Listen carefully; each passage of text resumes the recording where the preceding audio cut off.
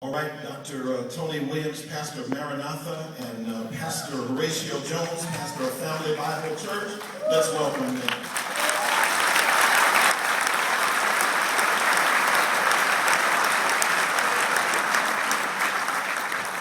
Only Dr. Bain can sneak in a message and preach while reading the letter. I'm going to be brief because Dr. Jones behind me has his Bible and I know him as well. But I simply rose to thank God that the theme of heaven and earth is being declared in this place tonight. The theme of redemption and of restoration. And it is set to the song of God's amazing grace and God's amazing love. That God, in His wisdom and in His ability to love us beyond our own ability to even love ourselves, is able to restore us and to redeem us and to love us unconditionally. My wife, Nadine, couldn't be here tonight. We had planned to come, but she has 5 good reasons for not being here. My 2 daughters dropped off 5 of our grandkids unexpectedly, and I didn't want to bring them to any church update. They're not only swinging from the chandeliers, they pull chairs and everything else. She sends her love. And we rejoice to see God's hand on you and Meredith. We've known you since you first came, and we have been good friends. We've not only held you in our prayers, but Nadine and I have held you in our hearts as well. And we are convinced that He who has begun a good work, a powerful work, will continue to the day of Jesus Christ. Amen. To God be the glory for the great things that He has done. God bless you.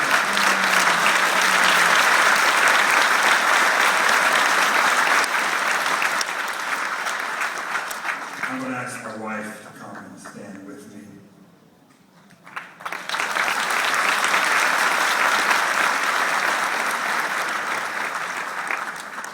I remember a number of years ago, Pastor Meredith preaching a sermon entitled, "A Private Message in a Public Place."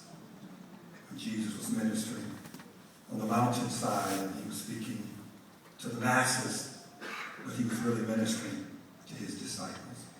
I'm going to ask Meredith if she would come.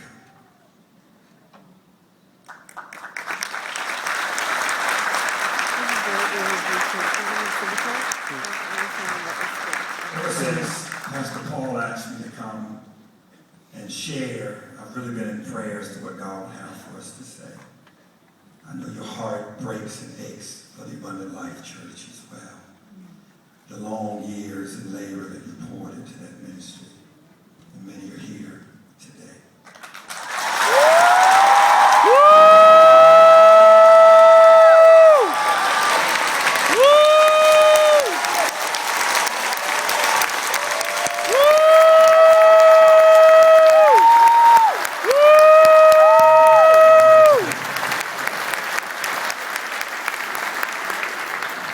Pastoring, we know, and I want to be true to what God has given us, and all the pastors can testify to this.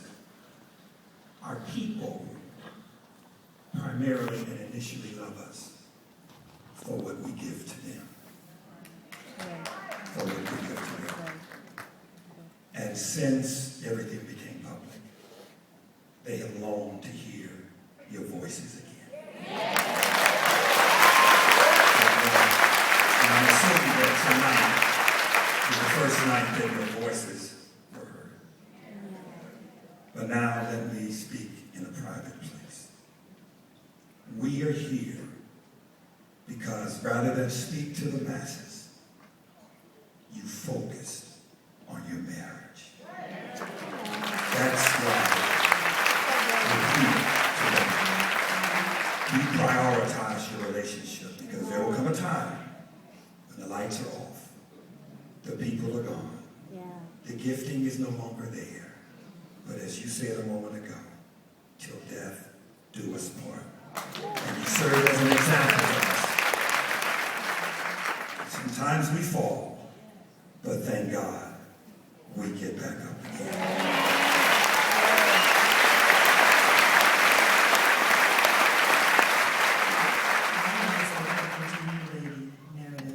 That you are an excellent example. Excellent example of what a good wife is pursuing and standing alongside her spouse.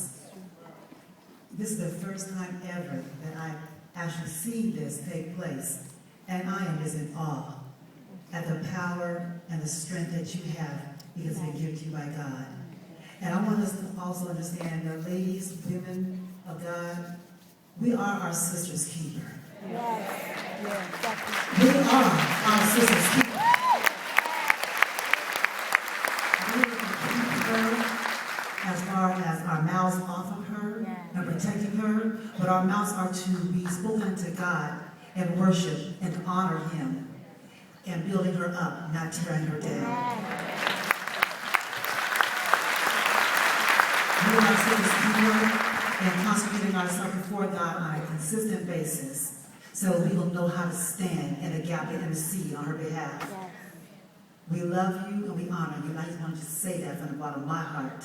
Thank you for exuding what it means to be a godly example as a wife.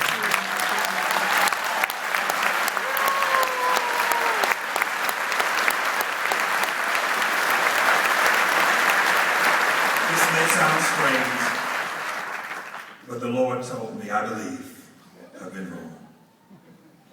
As you prioritize your marriage in this public place, to read before you His vows, because without the restoration of the marriage, there would be no restoration of the ministry. And because you've honored your marriage, God says, submit one to another. Meredith, submit to your husband as unto the Lord. For Paul is the head of your marriage, as Christ is the head of the church, His body, which is His Savior, which He is the Savior. And as the church submits to Christ, so also wives submit to your husbands in everything. Paul, continue to love your wife, just as Christ loved the church and gave Himself up for her. Make her holy, cleanse her by the washing with the water through the word. For then you will present her unto yourself as a radiant bride, without stain or wrinkle or any other blemish, but holy and blameless. In this way, you ought to love your wife as your own bodies, because if he who loves his wife, you also love yourself. And then he says in verse 32, for this reason, a man will leave his past and cleave unto his wife, and the two shall forever be one flesh. May God anoint rest on your marriage like never, ever before. We love